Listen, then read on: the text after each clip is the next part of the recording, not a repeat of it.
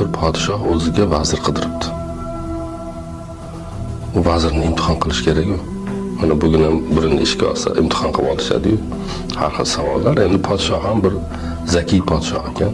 Bir katta eshik qidiribdi, 2 tabaqali va u eshikka yuzlab qulf osishibdi.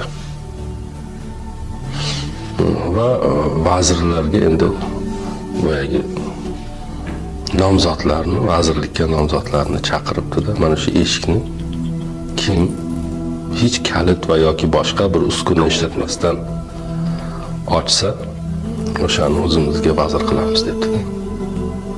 Birinchisi kelibdi, qarasa eshikda yuzlab qulflar bor. Bu yoqdan o'tib qarabdi, bu yoqdan o'tib qarabdi. Podshohning oldiga kelib aytdi, podshohim bu eshikni ochish imkonsiz. Nafaqat u kalit ishlatmasdan, kalit ishlatib ham siz aytgan muddat ichida uni ochib bo'lmaydi, u qadar ko'p qulflar bor bu yerda. Har bittasini bittalab ochib chiqquncha ancha vaqt ketadi. Siz aytgan qisqa muddat ichida buni ochib bo'lmaydi debdi.